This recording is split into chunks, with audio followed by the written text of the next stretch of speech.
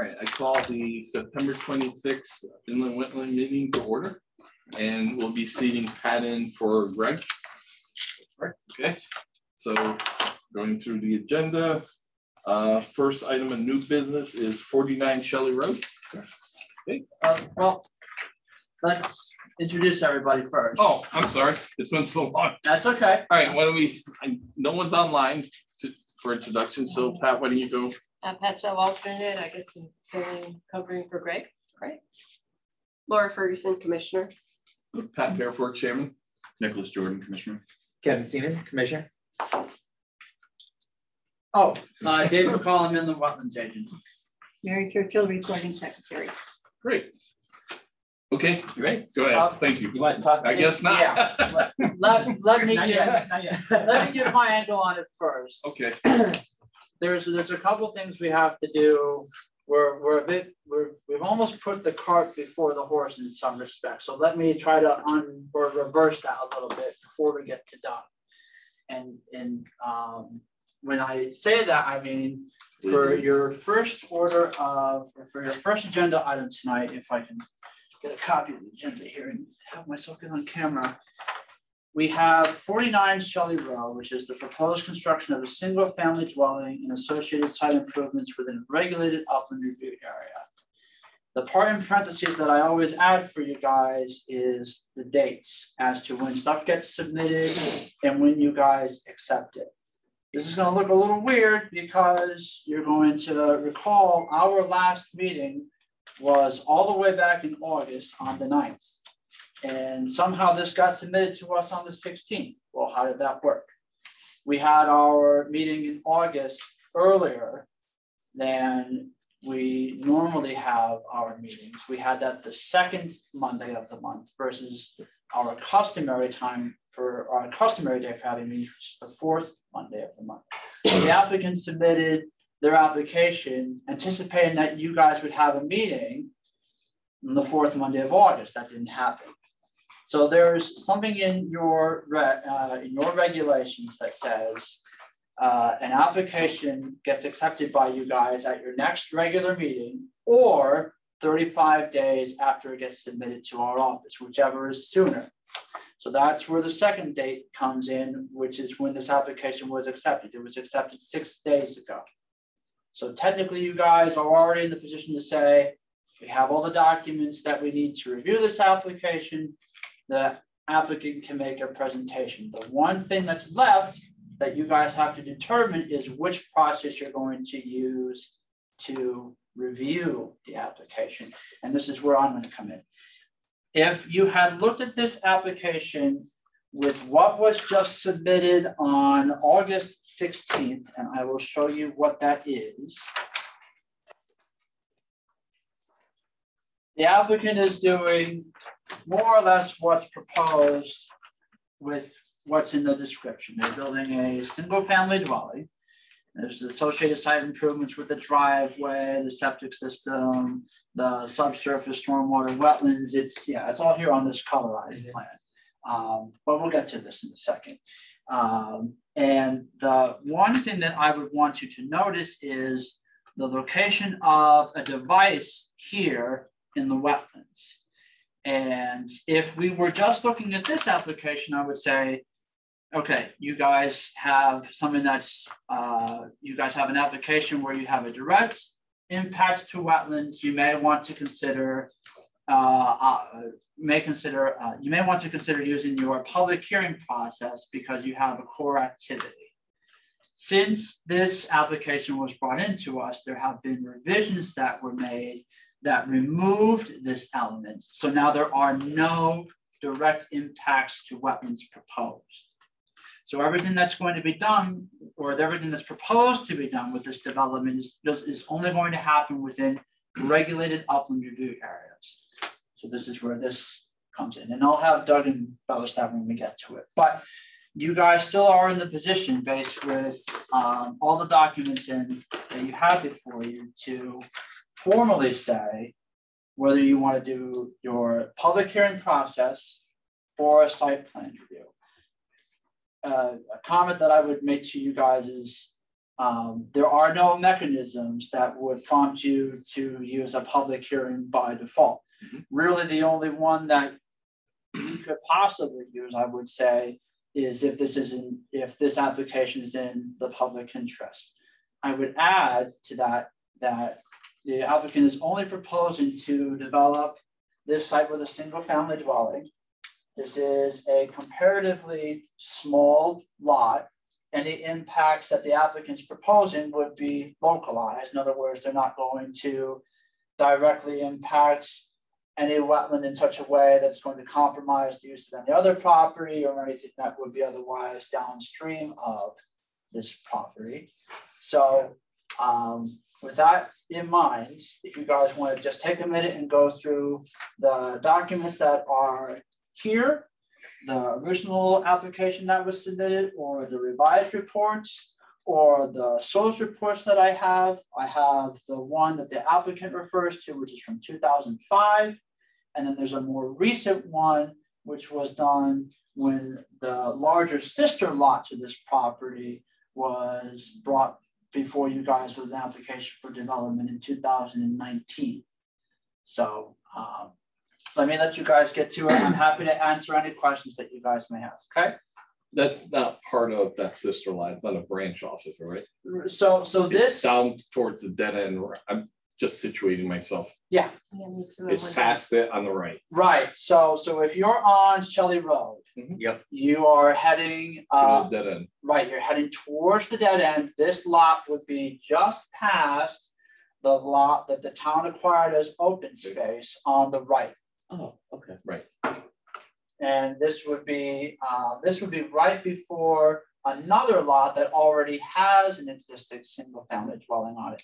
This lot was part of a 3-lot subdivision. So it got it originally got an approval when it was subdivided back in 2005. Okay. That approval since lapsed. So 10 years go by, nothing happened with the approval that you guys previously gave. That brings us back here tonight. But what I'm saying, it's not part of that, like public land or anything like that. No. This was that separate piece that had this to is entirely separate. It is a private enterprise. There's no town involvement with this whatsoever. Understood.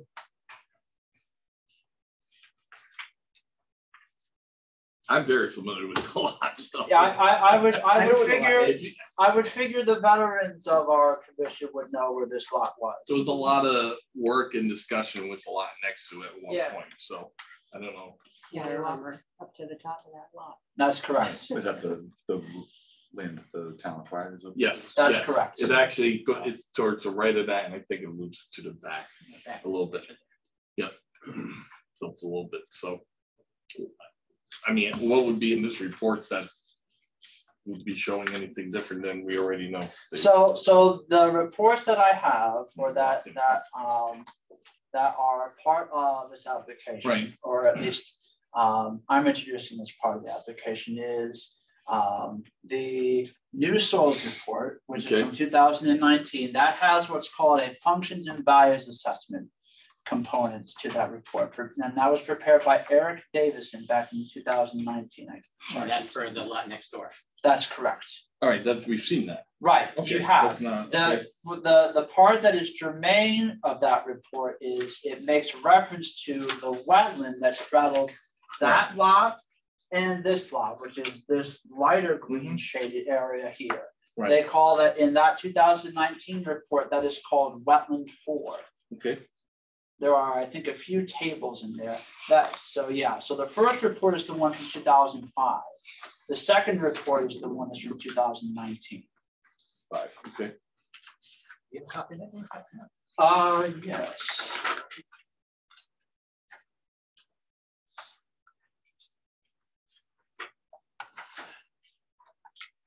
You good?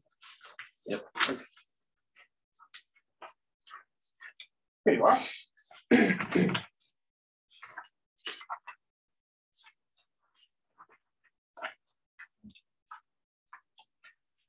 So basically, this is the report for next door, and basically everything this pertains to this one as well. Right. Right. Right. And I'm just looking for wetlands where it says area 4. Right, wherever the report makes reference to wetland 4 is what you're looking for. So is wetland 4 at all on this property? Yes, so that's half of it? right. Like, or not half of it, part of it. So I don't want to say part of it because that's not the right word, but part of the wetland that was assessed in that report is also on this lot. So that's why I thought it was germane for you guys to have that report, so that way you can say, okay, it's not like we're having to reinvent the wheel. All the information that you need, you already have. Okay. Or you already have been given in the past. Let me rephrase. So that is the driveway going along the wetland. It is the wetland, the portion of the wetlands that is on this property is shown here. So this is the property line. The wetland is this piece right here. Mm-hmm. And then your regulated upland review area that would stem off of that is this area here.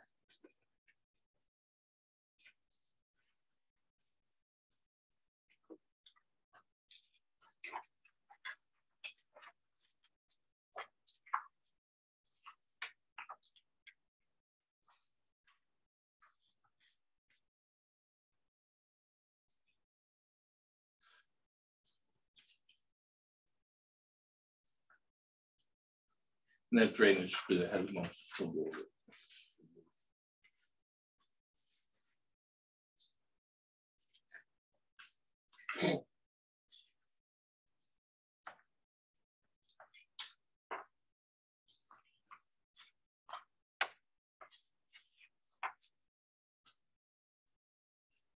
I believe at the end of the report, there are some photographs that show wetland 4 in particular as well.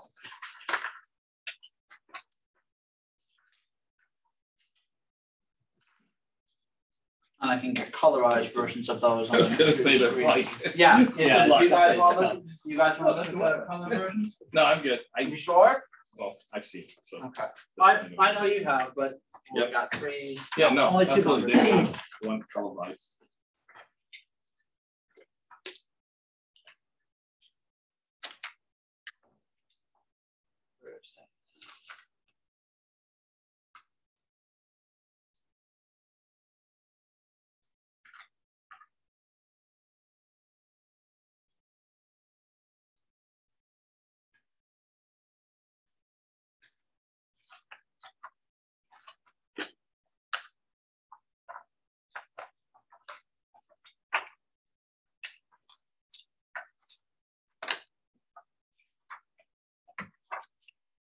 Oh, there it is. Got it. Okay.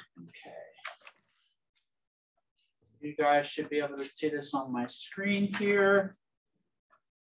All right. Is that coming up on the screen? Mm-hmm. Yep. Okay.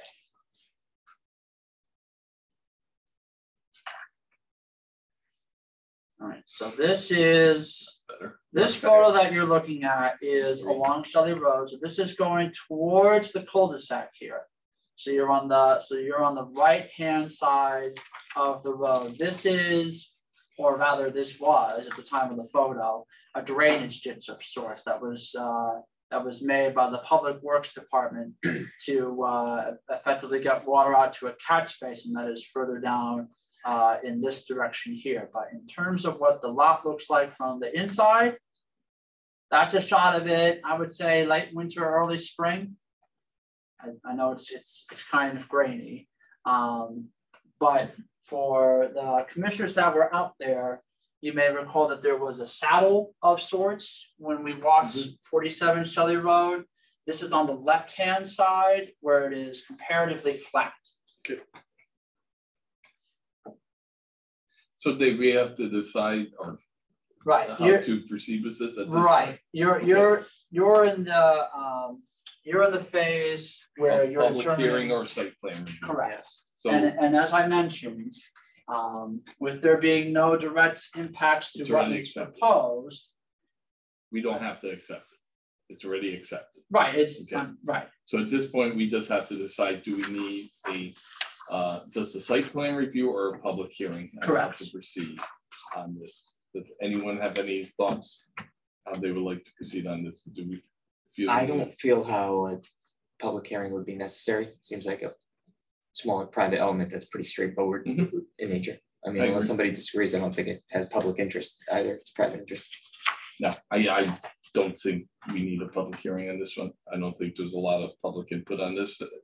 So, do I make a motion on this? Yeah. Thanks. All right, make a motion that we proceed with this as a site plan review.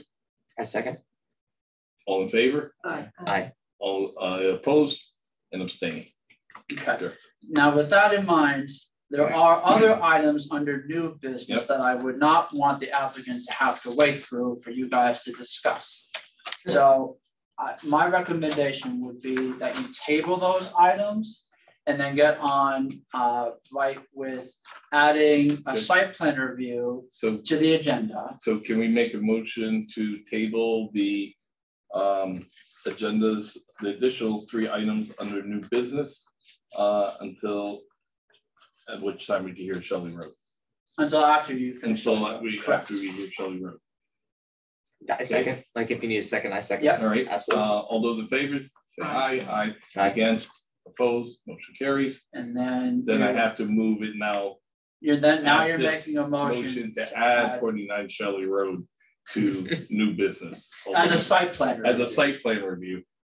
I second. Beautiful. All those in favor? Aye. Aye. Opposed, abstain. Okay, Okay. now, Mr. Chairman, you can let Mr. DeBesta. I know. Well done, you're here. Hey. Wow. Good to have you here. He said everything. So There we go. Okay, for the record, Doug DeBesta, fresh engineer, representing the applicant, is here with me tonight, Pete Sullivan. The plan that Dave was talking about is the one that was dated 8/8/22. Since that point, we had a review from the town engineer, and we revised the plan accordingly with a meeting with Dave and town engineer. So what's on the board right now is the new plan, which I think is probably this application. You want a copy of that now? Thank you. Here. I'm gonna get it up on the screen too, so you guys can look at it that way. Okay, so the background of the property is a lot 1.89 acres. This is just a portion of it, and you see it has in the northerly direction as well. So if you look at the key map here, it goes up behind the other lots there. So again, it is north of the town property that was just purchased in like 2019, 2020. The lot is located in the R80 zone, located on the east side of Shelley Road. Shelley Road runs in the north-south direction. Heading to the north is the cul-de-sac, and heading out towards the east is south is 302. As part of the subdivision, as Dave mentioned, in 2005, 12-acre parcel. I think it was 3 acres were cut off. 3 lots were cut off on that. The town purchased the property to the south of us. The soils were flagged by Roy Shook, soil scientist, and this commission approved a site development plan very similar to what you see here in 2006. 2007 timeframe was never developed, and then my client purchased this just recently, and so we're going through and doing the development. I didn't bring the old plan with me. I don't want to confuse things, but again, if you look at the old plan and this plan, it's very similar, the driveway, house location, things like that, the septic location. We're proposing a single family dwelling, again, same general location as the previous application. New subsurface disposal system located right in here, where test holes are located. That is right now in the health department for review. You haven't heard anything back from them. No, we haven't heard back. I think they're waiting for information on the actual footprint of the house and stuff like that. So that's all in the town. So waiting for the health department approval. The driveway, there'll be a driveway, basically opposite the driveway across the street. Come on up, it will be paved. And that will handle, for inclement weather. In terms of, the house will be on a slab, so it'll be like a raised ranch, a slab, so there'll be no foundation, no footing drains, things of that nature. So it'll be a house on grade, on slab on grade. In terms of runoff, roof drains will be collected, run down to a detention area of surface gravel wetlands that we showed. We did on Pondview and over on Walnut Hill. We did for the Steiners, so that you're familiar with those things. We did that way. And that handles the 2, 10, 25, and 100-year storms. That's a new requirement from the town. If you've heard anything about that right now, a new town engineer is in place now. So once a 2, 10, 25, and 100-year storm, it's no more reviews from right peers, so up to a 100-year design storm. So we met the requirements, the town engineer, we have a 0 increase runoff from that portion of it.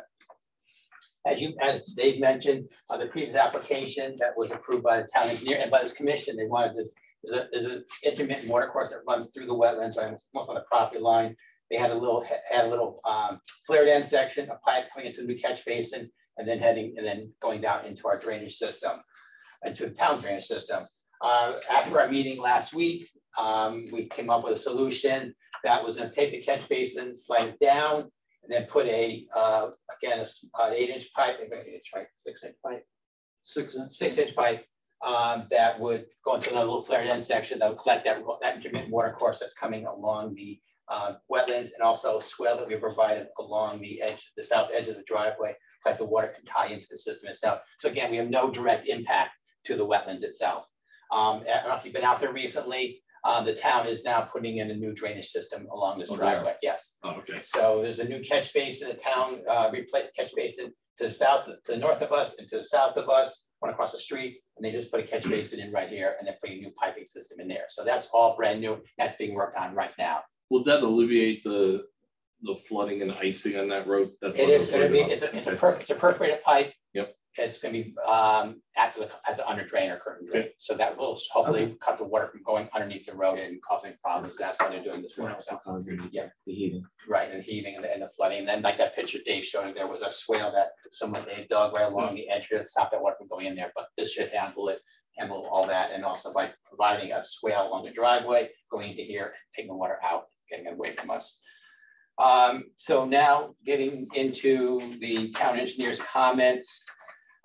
He provided me a letter dated 21, and I have some questions, had maybe 11 or 12 questions on here, so I'll just walk you through the questions.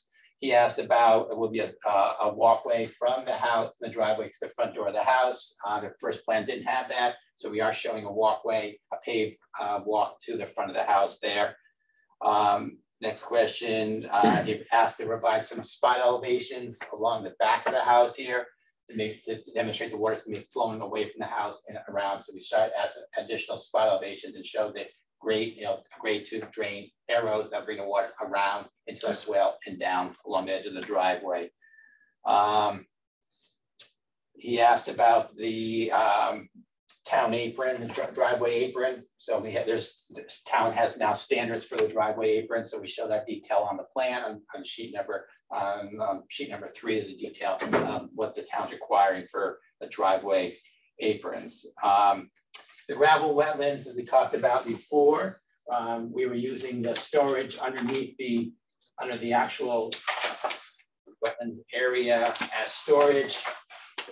What he asked me, there's down here, the stone down here, we use that for storage for hydrology calculations. He asked me to remove that out of the hydrology calculations and just use the surface area for detention. And so I revised my calculations, also brought it up to 100-year design storm. I originally only did up to 25, did up to 100, so now we have 2, 10, 25, and 100-year design storms that meets a 0 increase in runoff from the site itself. So we meet that requirements. He asked that have a control outlet. I have a control outlet here. He just wanted the coordination between the outlet of the gravel wetlands outlet detailed here on the profile and the control outlet on one page.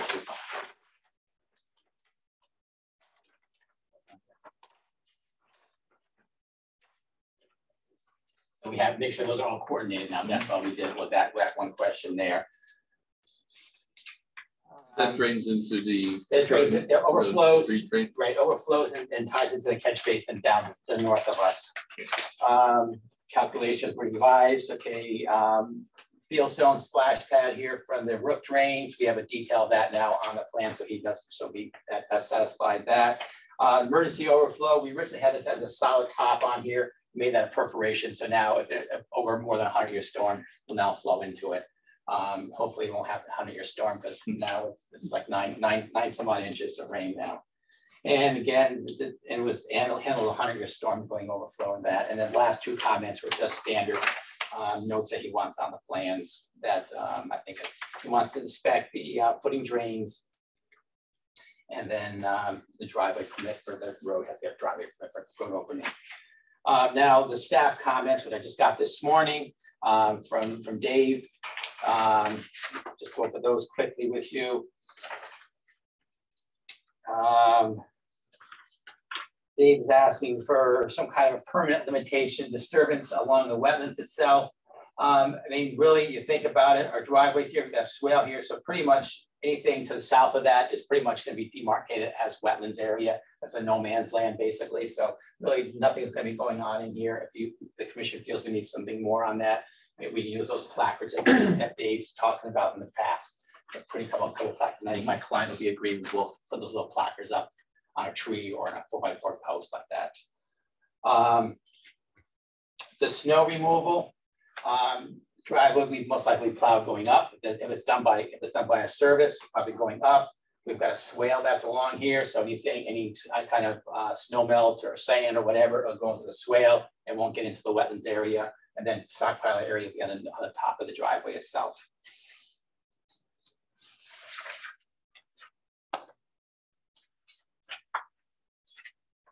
Dave asked about dewatering location. Yeah, in slab on grade, there'll be no excavation, deep excavation for a foundation. So dewatering, there's no facility shown on here because it's a slab on grade. Just has some 4-foot footings going down, minor, very minor. Exterior lighting. I mean, you know, I don't know what's the question. I mean, why we need to show exterior lighting? Why do you need to show exterior lighting? Yeah. Because if there are any creatures whose existence would otherwise be compromised by that site being lit up at night, I just would want the commission should be aware that, you know, any lighting that's put there, you would want to make sure it's not going to impact the creature's ability to function in that habitat, and B, if it is, that the extent of that is minimized at the greatest possible. Yeah, I mean, most likely we'll have a light, you know, lights on the front door, back door, probably spotlights on the ends, and just, you know, the garage doors, most likely on timers or on a sensor, motion sensor, so they would go off at a period of time. They won't be on. I can't guarantee what's going to happen when I buy the house, but you know, I would assume that would be on motion detectors, and they would go off after a period of time. So I don't know how that should have no impact on the critters in the wetlands there. Dave asked about the stockpile area. I'm showing it right in here. You got to remember, you have a 100-foot upland view area. Property is only 660 foot wide. Really, there's no other place to put it. Can't put anything down below because we got a septic system in here. Got drainage going in down here. So I felt this was a flat area in here. I could re-excavate out. That would be an area for topsoil. Most likely be topsoil. Any excess material will be taken off site. So for topsoil, stockpile for once the house is built, then we put the topsoil back in the area. Invasive species removal. I mean, I was out there. I don't know, is a spice bush considered invasive? I would say it's not. Okay, so I didn't see anything out there that would really call for invasives out there. Again, if there's invasive species on our side, most likely to be on the town side. So I don't know who would be, you know, do we have the property line and take ours off and leave within the town? So I guess there's an issue right there. So something you have to think about how you want to handle it if there's invasive species out there. And then the last one, it was about mulch. The trees that were taken down will be chipped up. A lot of the logs will be moved off site. Talk to my client, and we'll take most of the chips off site.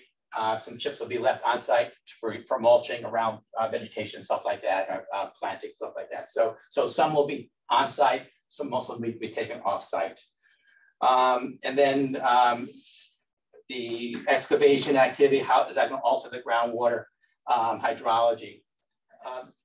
Groundwater pretty much flows perpendicular to the contours as surface water does. So most of the water is going to flow down, coming down, and then coming in this direction here. And the contour, this is a proposed contour, that's still going to flow in the same direction. So really any excavation, any work being done around the house here, the hydrology flow is going to continue in the same direction, not heading towards the wetlands. So in my professional opinion, that there's really no impact to the hydrology of the wetlands based on our proposed construction. That pretty much, I think, addresses both, and we did get a sign off from engineering today saying that he was satisfied with my responses and the revised plans and the calculations. So he's fine with that. And I just got Dave's comments today. I can put them in writing if you like, but I just went over what we discussed. So again, all we're waiting for now is your approval and the health department approval for the septic system. I don't see any issues getting approval from the health department. So any questions, be glad to answer them. Anyone have any questions? I do.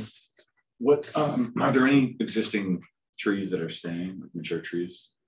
Maybe a couple along the property line on the side here, but pretty much, septic area. I think I was out there counting maybe 12, 15 trees out there I removed that are significant in size. Most everything else is small, 8 to 10 inch diameters. But there are some oaks up there that will be removed that are in the area of the septic and the house and the drainage system. Yeah, a lot of I mean, if we can save something, but pretty much saying everything's going to come down. Yeah. And what about along the wetland boundary line to the south? Only, there's nothing really big in here, 1 or 2 trees where the driveway is, and that's it. But anything along this boundary line, there was nothing and any significant in there, just small scrub growth in there. But that area that is wetland will remain As wetlands. as such. Correct. Okay. This green, this lighter green area, nothing's gonna happen in there. We have a silk fence that goes right along the edge here, and that will, demarcate where the wetlands are. Nice. And again, this red line here is the 100-foot upland view area in here. And then we have silk fence along this side. If you've been out there recently, you'll see that the lawn area has creeped way over into my client's property by quite a bit. So you'll see a silk fence and stakes there. So that had a lot of creep onto our property with their lawn area. Can I ask one more question? Yeah, you only get one. That's it. That's all. Please go right ahead. Your limits So of the it. driveway, I saw there's something that says cross pitch driveway to the inside. Is Correct. that So when it's actually gonna be canted? So you can basically we're trying to, I'm demonstrating by the contour line. So Yeah. great water flowing to the inside. I have a leak off here. The inside of the property. Right, to the- going okay, to the north side. Got So it. it's a leak off into the gravel wetlands here. Versus putting a structure there, so everything just be graded so that your driveway's like this. Right. You're gonna canter it so that way the Correct. water itself will flow through, will naturally come down and in and go into the. Correct. drainage area And you have instead a of berm flow to the down. south. Correct. We have a Yeah. swale. A swale. Correct. A A swale. Correct. And there's that. It does create a berm in here. But this chevron upside down chevron is your swale. But then if you see the contours, it's actually creating a little bit of berm there too. So you're tying back into the contours like this. So Okay, this just comes into my novice ability to read the site plan maps. So and a swale is like an indentation. Correct. Convex. Correct. Or concave versus a berm. That's a swale like that. That's Got a it. swale. Cool. All right. Pervious pavement, all that, or No, regular, blacktop, just black. regular blacktop? Yeah. Cool. Thank you. Any I got questions? Nope, I got nothing. Nothing that hasn't been answered at least. Question for you, stockpile. What? I'm just following the contours here. Are you putting silt fence around the stockpile? Yes. So you don't have to worry about that's a good runoff going question. into the wetlands? Right. Okay. Right there's your there's your silk fence around the stockpile area. This little area here is Your your washout. your washout Okay. for your concrete trucks. What's the scale? 120. Okay. Because of the driveway, you're going to construct this to the right of the driveway. How close are you coming to the wetlands there?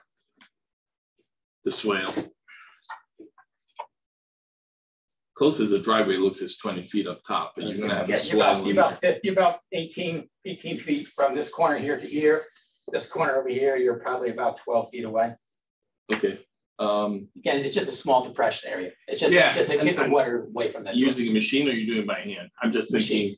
It's just that once, not the whole thing, just where you come within 15 feet of working to the wetlands, if you put some type of red fencing there.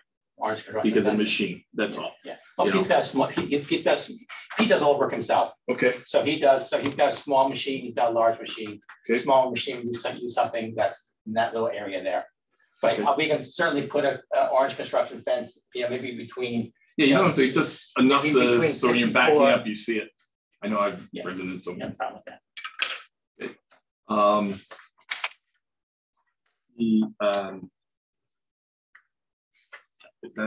The detention basin on the bottom. Do you have to do a perk test for them? No, because it's lined. See, I was, all right. Oh, so it acts like a pool then, basically like Correct. a reverse pool. Right. Okay. Right. I never can understand how you have a, like with wetlands and then it's filling it. What happens is then water's going to go into it. Right. It's going to come in the top.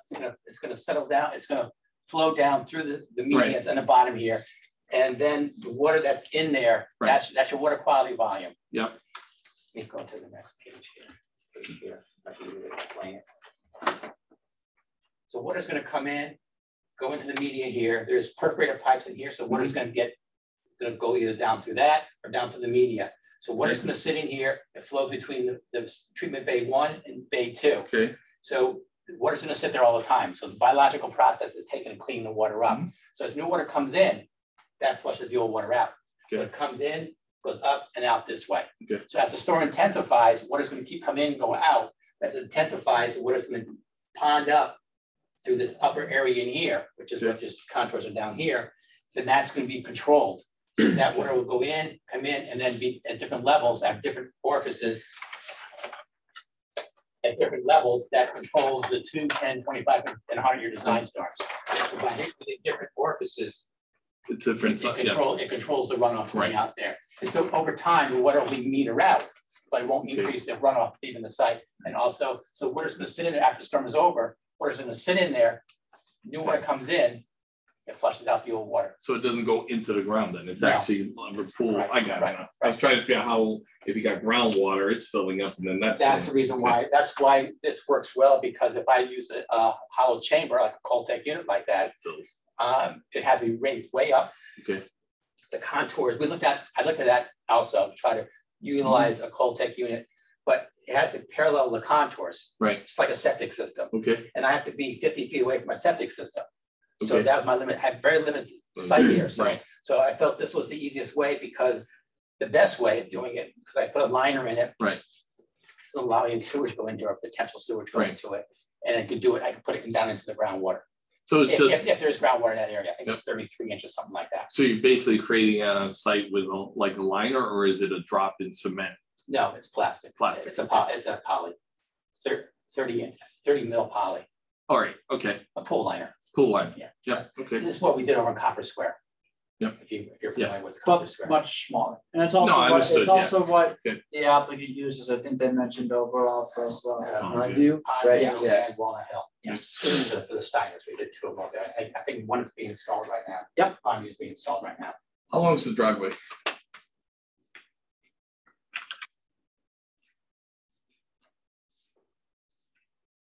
175 feet. Okay, doing a heavy storm, no, during the winter, no concern of not having like catch basins there bringing the water down? You're not worried about the sheet flow? It's all being cross Because it's pitched going off, cross pitched off. And if it does cross pitch off, it goes out to the lawn area, it'll get into here. Again, this gravel wetlands is taking the water, surface water, as well as water from the house and the driveway. Okay. So it's doing a good job in terms of cleaning the water up and getting it out and controlling the water as well. Okay.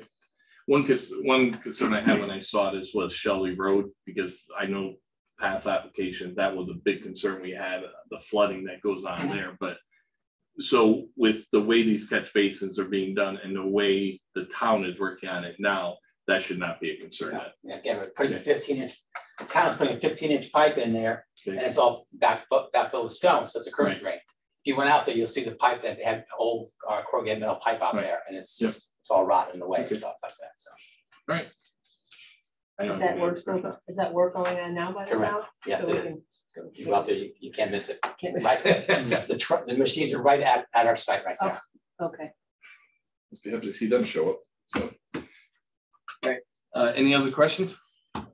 Not particular to this, but the regulation and, I don't use regulation, the maintenance of something like that, the verification that it's working over time, how is that ensured that how is the longevity of the filtration of the unit ensured that it's not going to be clogged, that's going to be maintained? Like, does that have any kind of self-maintenance incorporated into the system, or? It's pretty much straight. I mean, it could be a lawn area, so you can just mow it each time, or you can put, okay, you can put plants in there. And then take you have to take the leaves out of it, obviously. Yeah. And if they plant plants in there, you can make sure that the dead plants are removed, or even the dying off plants, after the fall season, clean it out. But no, it should be pretty much self-maintained. Okay. The ones on Crawford Square now been there since 2014 or so. I doubt they've been maintained that well over there. So I mean, it is doing some filtering, but I think if it does, let's say in 30 years, have a huge fail or something like that, then you're going to see it on, it's going to be detrimental to the homeowner. It's going to be sheet flow. It's going to be flooding his You're going gutters. to have yard flooding. Exactly. Yard flooding. He'll know it before anyone else does. Correct. Fair enough. I was just curious how they say, if and how they self-regulated in the longevity of it. I do have maintenance. I have a whole notes and stuff like that. So. The overflow goes in the custody. Correct. Yeah. Just curious, very curious. Good question. Okay. Any other questions? Dave, do you have any questions, concerns, comments? No questions. I do have a couple comments, and I'll try to be brief. Mr. DeVos, do you mind if I use your easel? Yes. Okay. Thanks. So as was just mentioned to you, most of the comments that both the town engineer and I had are housekeeping. It's pretty obvious that there's mutual agreement by everyone, both you guys as the commission and the applicant, that there's an understanding as to what the existing conditions are. So that element's out of the way. Yep. So the last two you have that you would want to consider are the process of design and the protection. The questions that at least were in my report weren't so much to challenge the design in any way, as so much as to give you guys reassurance as to what was being done and how it was being done wasn't going to adversely impact this. Correct. To embellish on some of the comments that I have, when you're talking about exterior lighting, you're not just limiting it to what's here on the house, as you just asked. This is, I don't know how long. Driveway. Right, so this isn't 100 feet. Right. If for some reason there's a prompt to install lighting here along the driveway for whatever purpose, if you guys want to know what that is to make sure there aren't any adverse impacts to creatures that may live in here, that's why that question was raised. In terms of your groundwater hydrology, you are going to be excavating. I think the net number is almost 2,000 cubic yards of cut. So there's a substantial amount of material that's going to be removed from the site. You should have embellishment that all these materials going away isn't going to alter the supply of water that this wetland otherwise would receive. Most of it's not going away. Right. So with how everything is proposed to be pitched on the surface, and with most of the excavation work taking place back here, that shouldn't be an issue. Right. On the lines. Right. The other comment that's kind of a food for thought, and I'm glad you mentioned it, partially, was orange construction fencing. There is a note on here to have orange construction fencing around where the septic system would be installed. And if you guys want there to be a condition where you would have orange construction fencing installed along the extent of the proposed driveway where your disturbance is closest to the wetlands, I think that can. I would just say if construction is within 15 feet. Right. It's, right. I mean, if it's like 30 feet, so if someone drives a bulldozer, they're pretty bad. Right, so. right. However you guys want to craft a condition for whatever protective purpose you think is necessary, I think it's warranted. Or Okay. You guys, it's not. You guys wouldn't be breaking precedents for doing that. Yeah. That's a condition Right. that would be warranted. Yep. To embellish that, it may behoove the commission to consider having something that establishes where the limit of disturbance is, without having gone out there recently as a commission. I don't know how easy it would be to determine for you guys to determine where the wetlands flags that are shown on here are. So if you don't have that visual reference, where are you basing the silt fence that is supposed to be placed X number of feet from that going to come from? So you as a commission may want to consider having something in place where you say you have someone stake out where the silt fence is going to go before it gets installed, and perhaps have it be verified that it's in the right place. That's a normal process of installing silt fence next to a wetland. Well, the wetland flags have been reflagged. So they are marked out there. So that will tell you where the wetlands You are. had me reflag it, I had the surveyors reflag it. Yeah. Okay. So that's done. So that's okay. That'll give you an idea where the silt fence is going to go then. I see what you're saying. If there's different ones, yeah, I understood. Okay. The reason why I mentioned that is because it's one thing to see the placement of silt fence on paper. It's another thing to have someone go out there and place in the field. And you as a commission, you should want to have some reassurance that the two match, if not are. So we can put it in there that like the silt fence is put X feet away from the wetland flag. Well, however you want to craft the condition. Again, you just don't want to give license to whoever is working the site to place the silt fence closer than where you have approved it to be to the wetlands. That's why I mentioned that comment. Did I have anything else in here that I wanted to mention for you guys? I don't think so. This is a pretty straightforward. So I do have a general question. Yeah. This is the second application that's actually come up. And one previous, my understanding is there's some regulations with lighting from a zoning side, which I understand. Right. So I would like to get some more information on lighting in regards to wetlands. If there's a voltage or there's a certain, because to ask now we are asking applicants, the lighting on the house. Okay, one's here, one's there. Lighting on the driveway. Or we're going, but I mean, is there some type of guideline for that? There isn't. And I know that was my house. You're drawing that thing, the whole thing would be lit up emotionally. A similar question was raised, not to use anecdotal evidence, but when the commission was considering the site out at 9 Good Hill Road, that's when I was thinking of that. There were motion detected lights that were proposed to be on the back side of that structure, and the applicant's soil scientists demonstrated to you guys that the exterior lighting would not affect the creatures that inhabited a nearby vernal pool, because if there's a creature whose existence or non-existence would otherwise compromise the wetlands function, you're obviously going to want to make sure the creature's protected.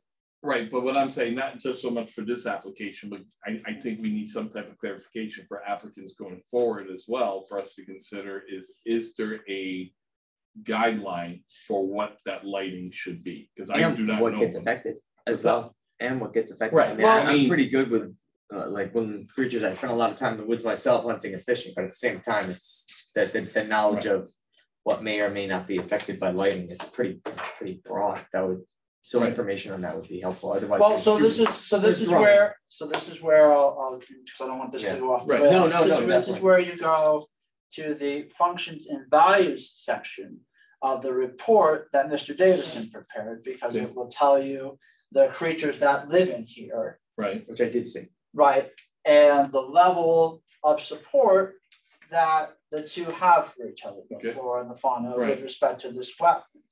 If you think that there should be something in place based on what that document reads, you know, I would recommend you read that. Okay. Right. But what options do we have to play with? That's what I'm saying. Yeah. Because light pollution is a real, you know.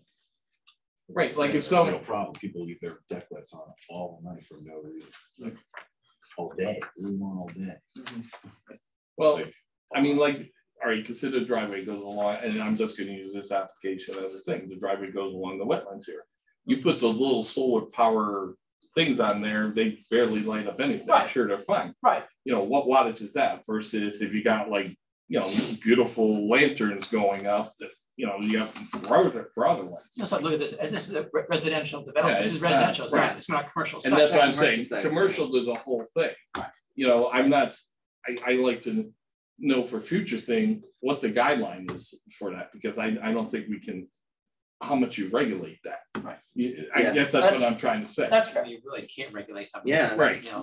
You know, I mean, How would security. you? I mean, you have this. You don't want security lights. You know, somebody Right. might have a security light and might want it on all night long for something like that. So how do you regulate that? So you really can't. It's a private residence. Right. True. Yeah. And I wouldn't want to put something in the regulations that you can't regulate to begin with. Right. Correct. It's like, you know.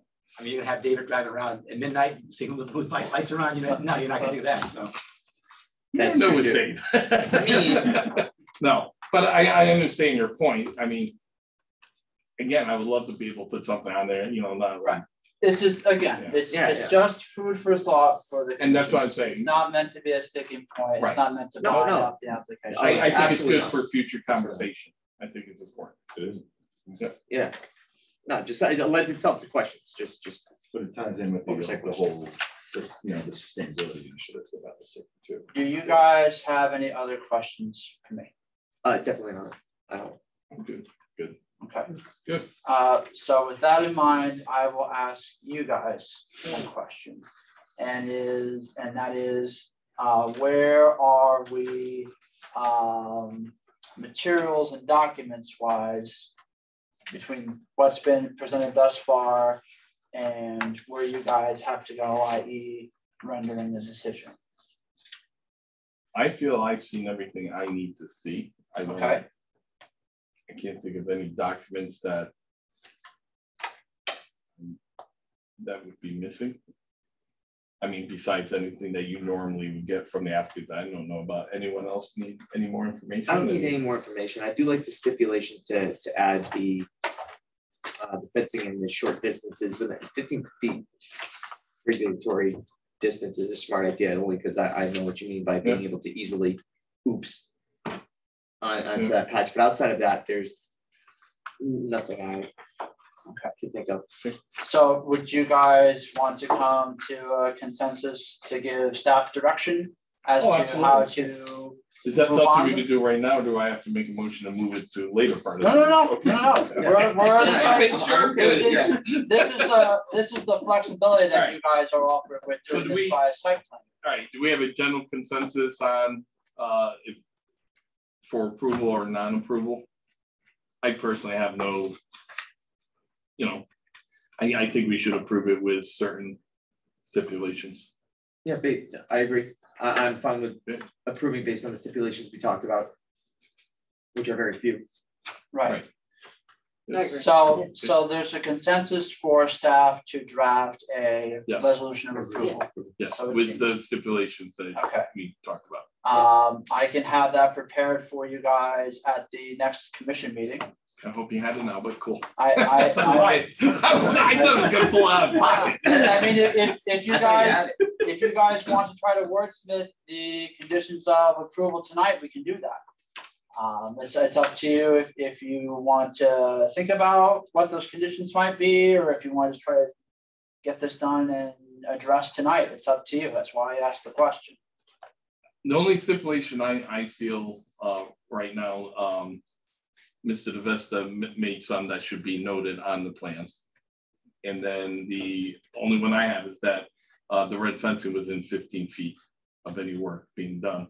And then you could also put down the silt fencing needs to be, I don't know, 5 feet away from wetland markings. No, I would just say by what's on my site plan. Right. So I just want to make sure you're not in the wetlands. Well, yeah, no, right, they're flagged. The Okay, wetlands are that's flagged fine. again, so. Yeah, that's fine. Okay. So, oh, wait a minute. I'm getting this out of order.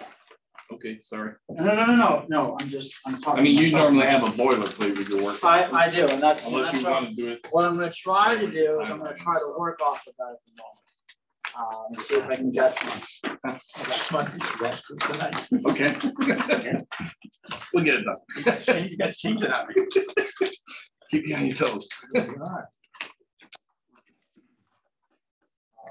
What's your reason? For rain. Okay, this one should do. Yes, this one will do nicely. So I'll just read through my standard Beautiful. boilerplate conditions. And then you guys can add the Okay. ones that you want to craft on at the end. That works. Does that make sense? Yeah. Okay, cool. Okay. That's fine. So your first. Well, Mary's like, do I have to take notes on this? No. So what I will have you do is you'll just write the motion that the commission makes based on conditions, and then it's just numbers 1 through X based on reasons. Thanks, We'll get there, but you don't have to. No, there's no pressure to write everything down that I'm going through. So your first boilerplate condition is under conformance guidelines. Construction practices shall be in conformance with guidelines as stated in the 2004 Connecticut Stormwater Quality Manual and the 2002 Connecticut Guidelines for Soil Erosion and Sedimentation Control by the Connecticut Department of Energy and Environmental Protection. Do you mind if I move this? Yeah. Or do you mind if you move that? Thanks. Number 2. Any alterations to the approved final plan set, excluding minor on-site changes such as erosion and sedimentation control, shall be submitted to the commission for further review, modification, or permit approval revision if located within a regulated 100-foot upland review and/or wetlands area as necessary. Alterations located beyond the regulated upland review area shall be reviewed by land use department staff. Under erosion and sedimentation controls, number 3. Erosion and sedimentation control measures shall be inspected by the inland wetlands agent for appropriate installation before the commencement of any and all construction activities, which actually is already addressed because Mr. DeVesta took the liberty to add that as a general note to his site plans. Good. Number 4, said erosion and sedimentation control shall be maintained and fully functional throughout the construction process until the site is fully stabilized. The commission and/or its designated agents reserve the right to require additional erosion and sedimentation control measures as necessary. Under construction/mechanical equipment storage, number 5. Any mechanical equipment stored on site during construction shall be monitored for leaks, punctures, or any failures that may cause fuel, oil, or any other liquid that may adversely impact wetland functions and habitat. And now we get into miscellaneous, which is where we go into the custom conditions, if you will. And I want to make sure I have a, where'd my pad go? I'm going to have to write these down. There we go. So what would your first site-specific condition for this approval be? I would personally like to state that any work done within 15 feet of the inland wetlands, it has orange construction fencing. Any work to be conducted within 15 feet of on-site or of on-site and off-sites regulated wetlands areas.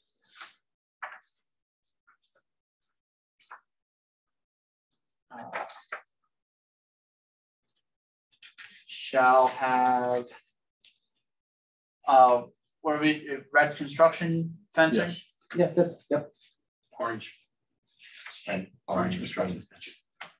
something you're gonna say. Something you'll know if you run over. Fencing installed to demarcate the approved limits of disturbance.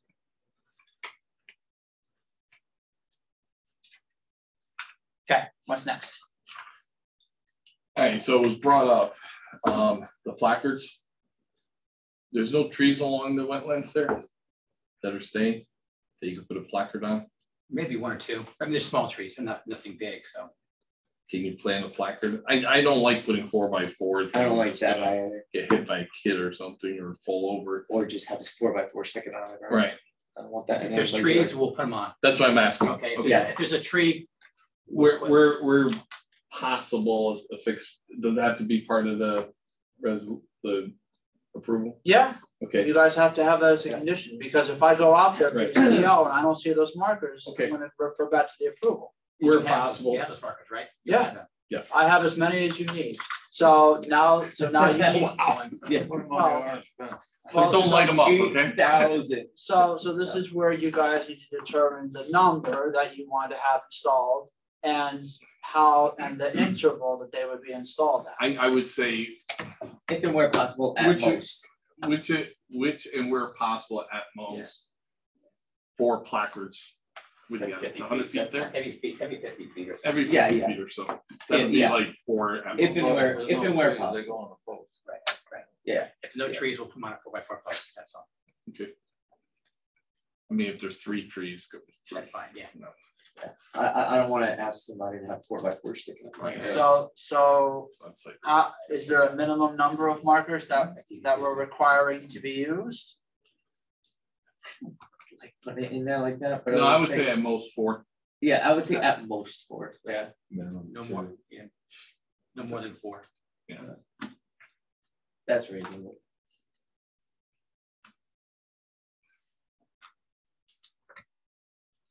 Do we need to put the silt fence in if it's on?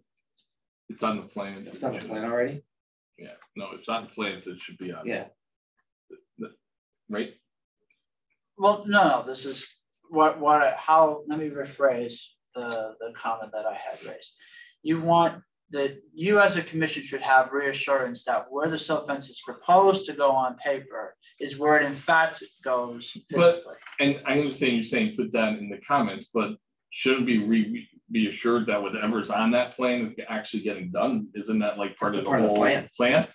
Right, So it's kind of like, do right. you reassure everything on the plan? Well, or- this is a conundrum that I have run Okay. into where you'll have a contractor that just says, okay, I need to install X number of silt fence. Right. And they'll go out and put silt fence roughly in the All right, area so of you where just it want needs to call to go. attention, you know.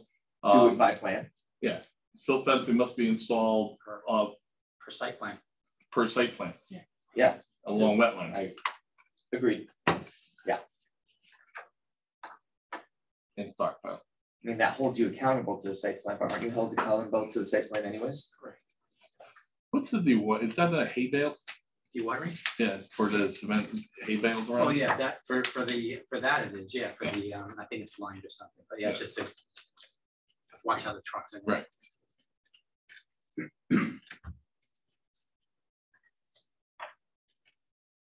This driveway has some dry head. I love that we're planning for 100-year floods and the lake is down 3 feet. I think it's pretty scary.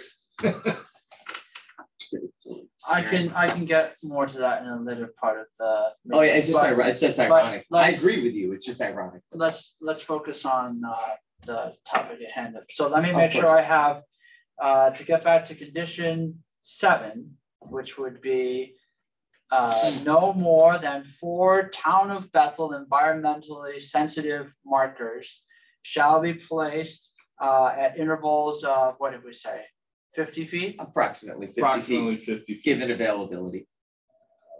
Yeah, Approximately. perfect, given availability. 50 feet.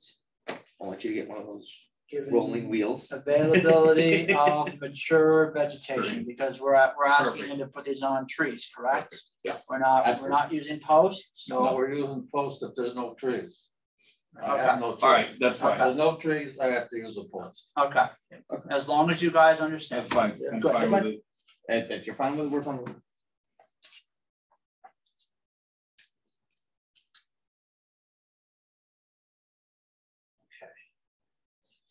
And then condition 8, which would be the southeasternmost section of silt fence shall be installed per the submitted site plan sheet. Perfect.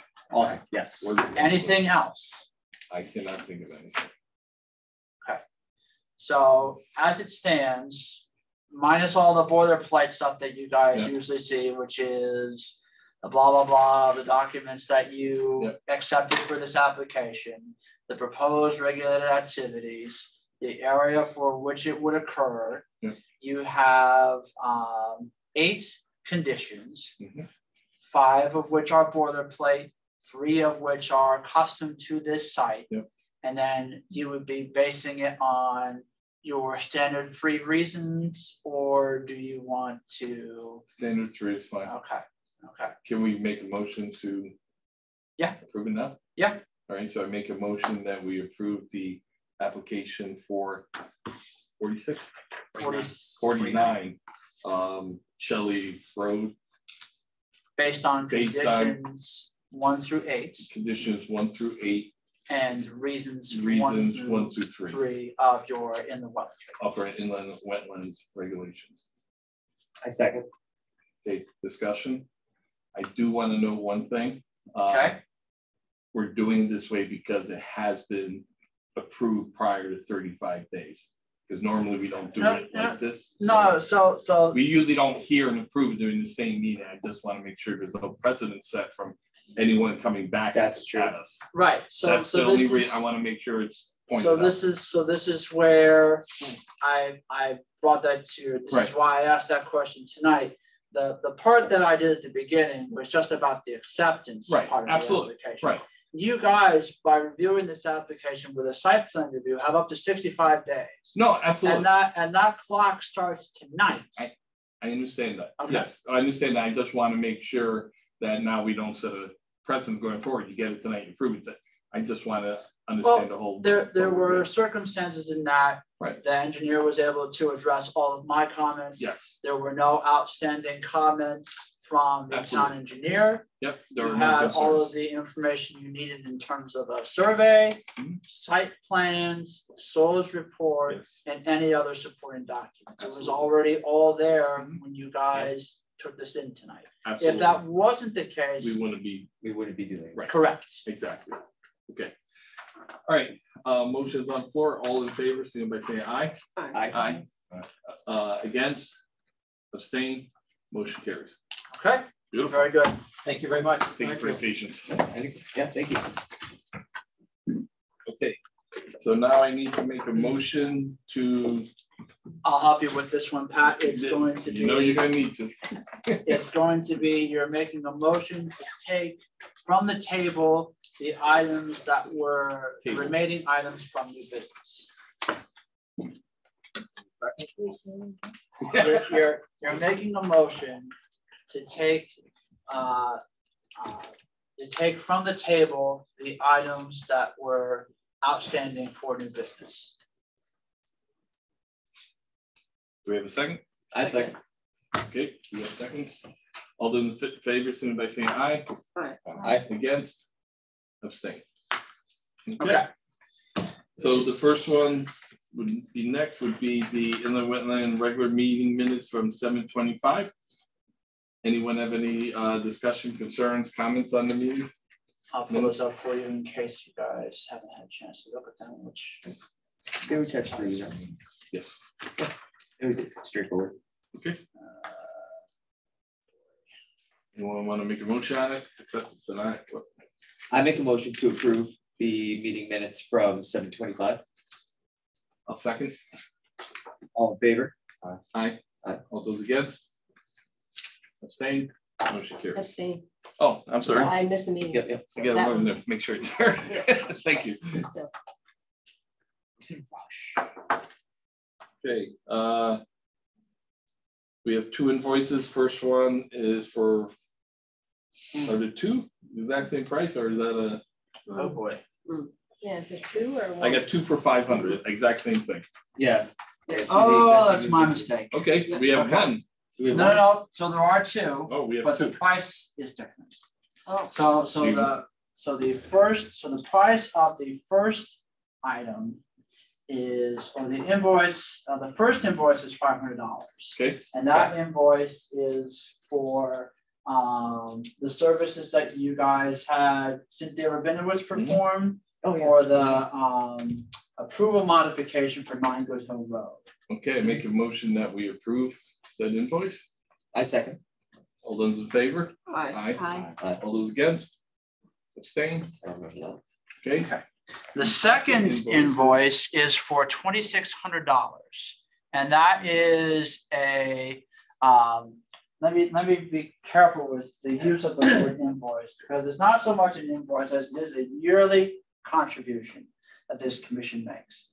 It was to do, if I'm not exaggerating, last year by some commission members as to the terminology for this invoice or contribution, whatever you guys are comfortable calling it, and the services that you guys were getting as part of paying that contribution or invoice. So it's a yearly contribution or invoice that you guys made to the Northwest Conservation District for education, for services that you guys get with your site plan reviews, and any other consulting items that you would otherwise need from professionals like Cynthia Rabinowitz or anyone else that's within Northwest Conservation District. Is this invoice for future or previous? It is every year. So this invoice came in on, I believe it was July 3rd of this year. But does it cover us now to July 3rd, 2023, or did it cover us from July 21st, July 2021? Right. So it's the invoice that covered you, I believe, from the end of July last year to June of this year. Okay. And so next year you'll get an invoice for the remainder of this year, and plus the part of next year up to that point, you get another invoice. I think the problem was last year was brought up by the previous chairman was because no services were rendered at all during the pandemic, and that's why. Right. Understood. And it's not an invoice; it's actually a subscription. I'm almost Right. gonna say. Right. And if I may add to that point, that the commission had not taken advantage of the services, Right. not just during COVID, but during other years prior. Correct. You really had only reached out to the Northwest Conservation District in times of need, i.e. third-party reviews, and that was it.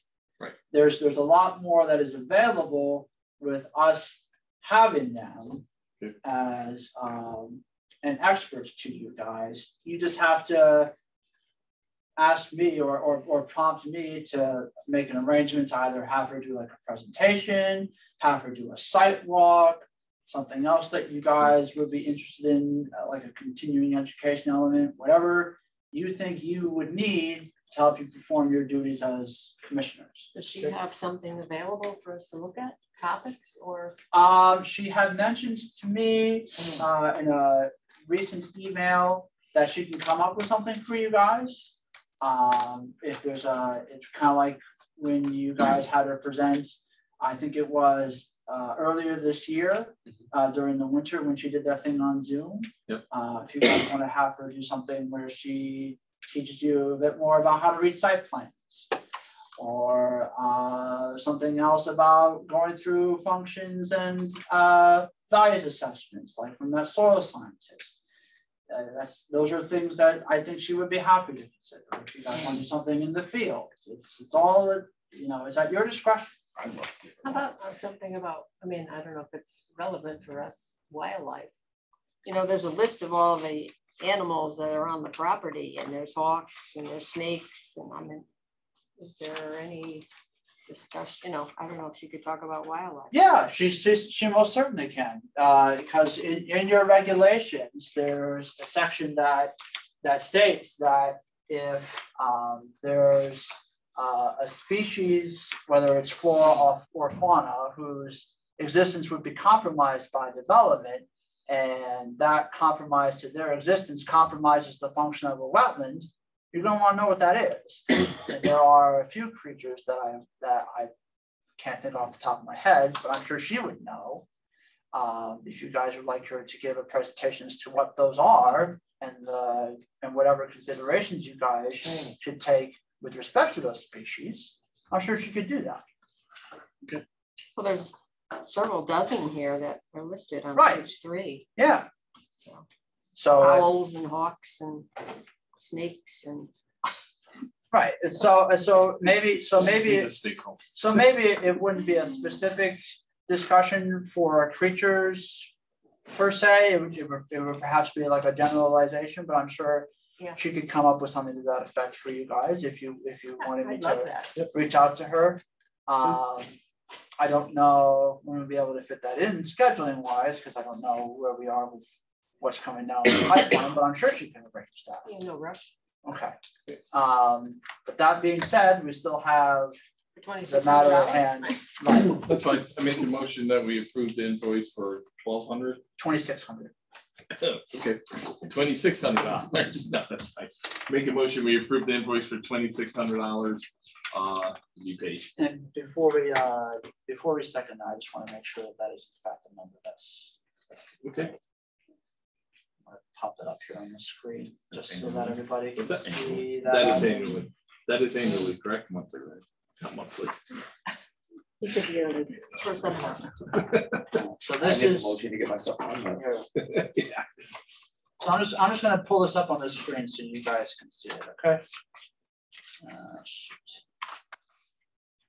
Oh, that would help. Okay. Everybody can see that? Yep. 2,600. Uh-huh. Okay. Do we have a second? A second. Okay. All those in favor, signify by saying aye. Aye. Aye. Abstain. Against. Motion carries. Okay. We have no public hearings. We have no site plan reviews. Oh, we did. We already did. We took care of that. Old business, none. None. Staff comments. My staff comments are going to be brief in that I approved one administrative agent approval application for an in-ground pool at 55 Whipple Road. For context, or for geographic context, if you're driving down Chestnut Ridge Road and you get to that Frog Rock or whatever they call that, do you know what I'm talking about? Am I not crazy? No, you're absolutely right. Okay, cool. You take that left there, I believe it's onto Whippoorwill Road. It is that first house on the left-hand side, and on the right-hand side of that house, the property owner is proposing to install a 16 by 32 foot in-ground pool. Nice. They've given me everything that I need in terms of erosion sedimentation controls, reassurance that this is not going to be a core activity and that there would otherwise be no adverse impact to the large pond that is behind the property. It's the pond that is between Chestnut Ridge Road and the world there. Yep. Which is Bethel open space. Right? Yeah, we own that.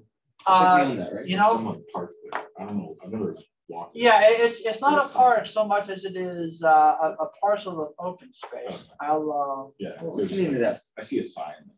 let me bring that up for you on the screen so you guys can. Is that what's Michael's? Okay. Is that one of those areas that we can get restricted access for hunting from the town? It's one of those pieces of land. Ooh, I don't know. I can't remember. It's one of those two. You might We own two. You might want to talk to the Bethel Land Trust about that one. Yeah, I have. what's his name? I know that there are two. I know Terre Haute's one. There we are. Okay. Yeah, there's like not space. It's So, And that might so not be- this is the parcel in question right here. 55 Whippoorwill Road, owned by the Hallis family. There's the large pond that is on a separate piece of private property with a water course that flows to the north towards downtown. None of the parcels that are downstream or upstream in the immediate area of this parcel, save for this one here at 142 Chestnut Ridge Road, which has nothing to do with this parcel, are owned by the Bethel Land Trust. These are all private single family homes. Because there was a piece of Chestnut that you have to get private access to hunt from the town. Yeah, but Yeah, it's one of those. I just couldn't remember which one. But it's not anything to do with this parcel. So with that being said, with the fact that there's no activities taking place beyond a previously approved limit of disturbance, and the fact that the disturbance is going to be minor, I decided to I took the charges that you guys gave me and just approved it administratively. Do you have any other questions? Nope. Okay, cool. The last bit that I want to get into tonight, and I don't want to hamper about this too much, but I think it's important.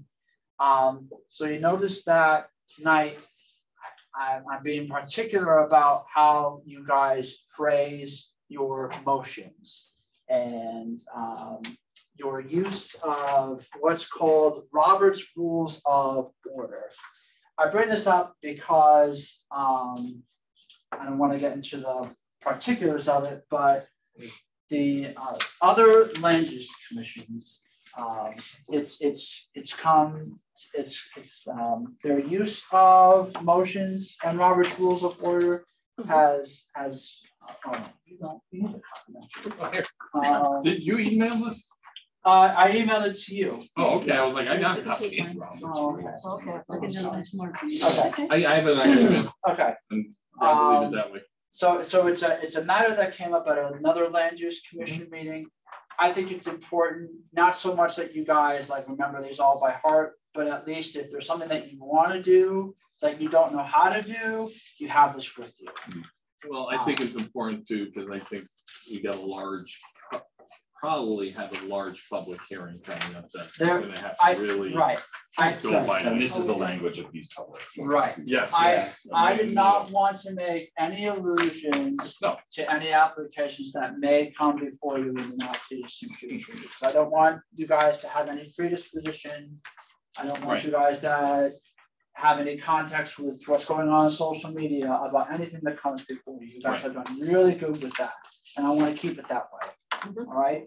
So that's why I give you guys these. Another piece of or food for thought for you. This next document that I'm going to give out comes from Yukon Land Use Academy. It is essentially a short or a down and dirty list of what you guys do and your authorities to do what you guys do.